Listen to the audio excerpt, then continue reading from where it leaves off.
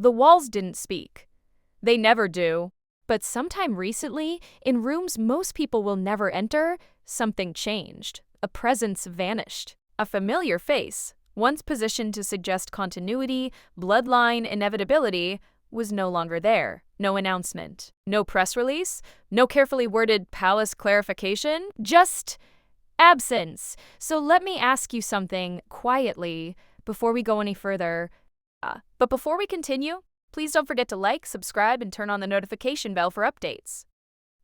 What does it mean when a monarchy removes your portrait but never explains why? Because this story isn't about art, it isn't about interior decor, and it certainly isn't about a family squabble dressed up as royal intrigue. This is about power.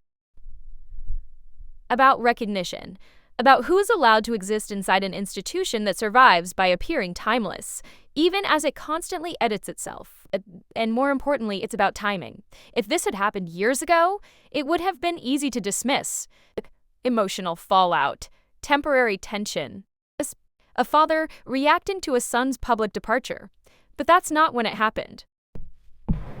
It didn't happen in the heat of interviews, or memoirs, or Netflix revelations. It didn't happen when outrage was loud and sides were still being chosen. It happened later, quietly, when the noise had died down, which raises an uncomfortable possibility that this wasn't emotional at all. It was procedural, then. Because in the monarchy, emotions don't move walls, decisions do. And when a portrait comes down, especially one tied to succession, lineage, and public symbolism, it isn't an accident. It's not maintenance. It's not rearranging the collection. It's a sentence delivered without words. You may be wondering something else right now. Why does this matter? Why should anyone outside palace gates care whether a picture stays on a wall? That question is exactly why this works. The modern monarchy doesn't rule by decree. It rules by signal. Visibility is legitimacy. Object, proximity is endorsement. And absence is something far more final than criticism. Think about it. Titles can be stripped and later restored. Statements can be clarified, walked back, reinterpreted. Even relationships can be publicly repaired. But removal from the visual record? From the curated, intentional imagery of the crown? That's different.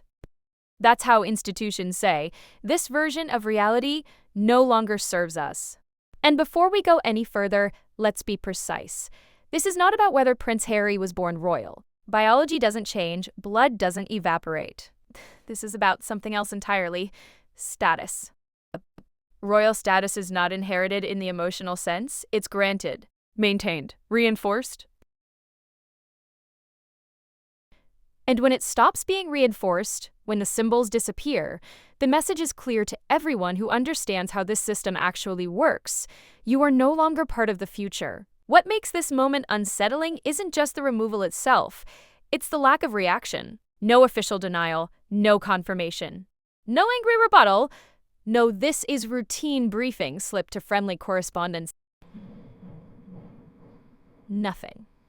And silence, in royal terms, is never empty. Silence is chosen. Ask yourself this: if the reports were untrue, if the portraits were still hanging proudly, wouldn't it take one sentence to end the speculation? One carefully placed photograph, one guided tour moment, one background briefing. So why hasn't that happened? Why let the idea sit there? Why allow the implication to breathe? Unless the implication is the point. King Charles is not a reckless monarch. Whatever criticisms follow him, impulsiveness is rarely one of them. This is a man who spent decades waiting, decades preparing, decades learning the rhythms of an institution that outlasts individual tempers and personal grievances. He understands symbolism perhaps better than any modern royal. He understands that history isn't written only in archives. It's written in what is displayed and what is quietly removed. Which brings us to the most important question of all, and it's one most coverage avoids because it's uncomfortable. Why now? Why not when Harry stepped back? Why not during the interviews? Why not after the memoir? Why not during the height of public conflict when removal might have looked reactive, even justified? Why wait? Because waiting changes the meaning. Manju says, "This hurt us." A delay says, "We have assessed you." And Buca and assessments once concluded rarely reverse. One that's easy to miss if you focus only on family drama. Portraits inside royal residences are not for tourists. Many of them are not for the public at all. They're for staff, for diplomats, for visiting heads of state. I quote, "to mind hierarchy instinctively without explanation," Henshed, shaking. Richard Ng is asked. These walls teach people how to behave. They show who matters, who endures, who represents continuity, and who does not. So when a face disappears from that visual language, it isn't erasing the past. It's redefining the present, and maybe that's what makes this moment feel colder than anything that came before. There's no anger in it, no drama, no emotion that can be negotiated, just a recalibration, a quiet one. Now, before you draw conclusions, and I want you to resist that instinct for a moment, it's important to understand something fundamental about how the monarchy operates. It doesn't punish publicly unless it has to. Public punishment creates sympathy. It creates narratives it can't control. What it prefers is something far more effective. It lets time do the work. Time dulls outrage. Time exhausts attention. Time separates individuals from the moments that once defined them. Then, when almost no one is watching closely anymore, the institution moves. This is not a story about revenge. It's not even necessarily about blame, it's about alignment. One question, whether it admits it or not, who belongs inside the story we are telling the future? Not the past, the future. And once that story is chosen, everything else becomes expendable. You might be thinking, surely this is being overstated. Surely a portrait is just a portrait. Surely blood counts for something. But history tells a different story. Royal history is filled with figures who were once central and later peripheral. Not disgraced. Not condemned. Simply removed from the narrative. Their images fade. Their mentions shorten. Their relevance dissolves. And when future generations look back, they see a streamlined version of events, not the messy reality that once existed. That's how institutions survive scandal. They don't fight it forever. They outlast it. Which brings us back to the present moment. Because this act, this alleged removal, didn't happen in a vacuum. It happened after the monarchy stabilized under a new king. After the line of succession was visually and publicly reinforced. After the institution had time to decide what kind of reign this would be. And that matters. A new monarch always sends signals early, even when they appear subtle. Some signals are about modernity, some are about continuity, and some are about boundaries. This feels like a boundary. Not shouted, not argued, just drawn. And the most striking part? The absence of correction. No one is rushing to reassure the public that Harry remains fully royal. No one is emphasizing future reconciliation. No one is leaking hopeful narratives about healing. That silence isn't neutral. It's instructive. It tells us that whatever decision has been made, it is not provisional. It also tells us something else, something far more unsettling if you think about it long enough. This may not be about Harry at all. It may be about what comes after him. About ensuring clarity for the next generation. About removing ambiguity. About signaling to everyone, from courtiers to Commonwealth partners, that the era of uncertainty is over. That the monarchy has chosen its shape. And once a shape is chosen, anything that doesn't fit is quietly set aside. So where does that leave Prince Harry? Still a son, still a brother.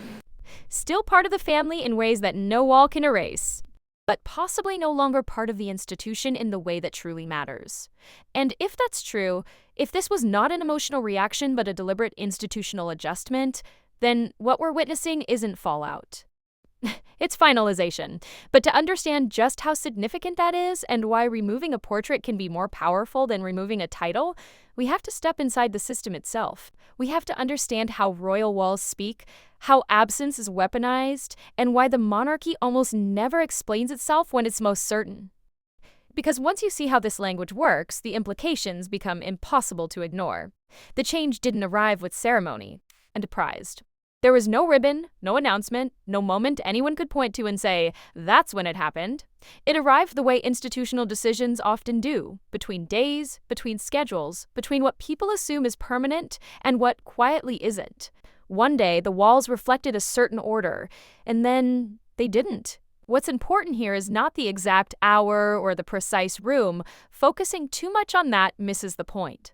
The monarchy doesn't operate in timestamps, it operates in signals, and the signal, once noticed, was unmistakable. A portrait was gone, not relocated for restoration, not loaned out, not temporarily removed for conservation work, which the palace is usually quite happy to explain when asked. Just gone, as if it had never been part of the visual story at all. And if that sounds dramatic, pause for a moment and consider how rarely royal interiors actually change. These spaces are curated with obsessive intentionality. Every painting, every photograph, every frame is selected not just for aesthetic balance, but for narrative coherence.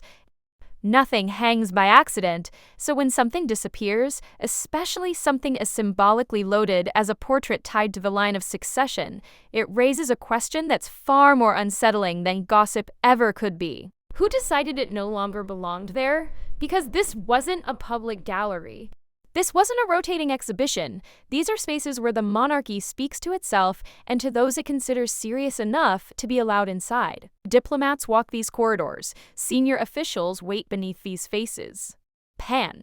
Foreign leaders absorb the unspoken hierarchy before a single word is exchanged. These walls instruct without lecturing. And now, one of those instructions had changed. The immediate reaction from those who noticed wasn't outrage. It was confusion. Then recognition, then something quieter, more unsettling than either. Because anyone familiar with how the monarchy operates knows this. Removal is not the beginning of a process. It's the end of one. By the time something is physically taken down, the decision has already passed through layers of agreement.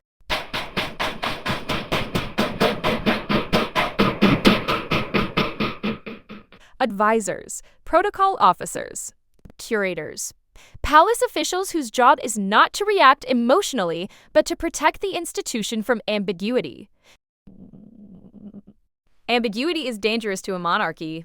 It invites questions. And monarchies do not like questions. So, instead of answering them, they redesign the environment until the questions stop being asked. Think about it. If a portrait is still on the wall, it invites conversation. It invites curiosity. It invites the uncomfortable "why is he still here?" debate. But once it's gone, there's nothing to point at. Absence ends the discussion without ever starting it, which is why this moment matters far more than it appears to on the surface. The day the walls changed wasn't dramatic. It wasn't emotional. It wasn't reactive. It was administrative. And administrative decisions are the most revealing ones an institution makes because they are stripped of performance. No audience. No applause. No backlash management. Just action. Now, it's tempting to frame this as a father drawing a line. That's the human story, and it's the one most people instinctively reach for. But institutions don't act as parents. They act as systems, and systems are far colder than people realize. Systems don't ask whether something feels fair. They ask whether it functions. Does this image still serve the crown? Does it still reinforce stability? Does it still reflect the future we are preparing for? If the answer to any of those questions becomes uncertain, the system adjusts. Quietly. What's particularly striking here is how little effort was made to control the narrative afterward. No preemptive messaging, no reassurance, no anonymous source insisting this doesn't mean anything. In royal terms, that absence of narrative control is itself a form of control, because explanation implies debate. And debate implies doubt. Silence, on the other hand, implies certainty. If the palace believed this would blow back on them, they would have intervened immediately. They have done so many times before, often with far less at stake. So the decision to let the report stand, unchallenged, unclarified, tells us something crucial. They are comfortable with the conclusion being drawn. Not eager, not performative. Comfortable, which suggests this was not an emotional breaking point, but a strategic settling. And here's where the timeline becomes essential. This didn't happen at the height of public drama. It didn't coincide with a fresh controversy. It didn't ride the wave of outrage. It arrived after the institution had time to breathe, after the coronation dust settled, after the public had adjusted to a new king, after the narrative of continuity had been firmly reestablished around the heir. In other words, after the monarchy had regained control of its own image. Only then do you make a move like this, because making it earlier would have framed it as retaliation. Making it later frames it as reality. There's another reason timing matters, and it's one that often gets overlooked. By waiting, the palace avoided giving this moment emotional charge. There was no immediate interview to react to it, no fresh statement to escalate it, no public showdown. The absence landed in a quieter media landscape where it could be noticed by those paying attention but wouldn't ignite a frenzy. That's deliberate. The monarchy doesn't want this debated. It wants it absorbed, and absorption requires calm. Now, let's talk about the walls themselves, because they're not just backdrops. They're active participants in royal storytelling. Every corridor has a logic. Faces appear in patterns. Generations are arranged to imply inevitability. Even spacing communicates hierarchy. Who is centered, who is peripheral, who is framed as foundational. Removing a portrait disrupts that logic, and then replaces it with a new one. It's subtraction, followed by rebalancing. And rebalancing always favors clarity over sentiment, which means someone, somewhere, decided clarity was being compromised.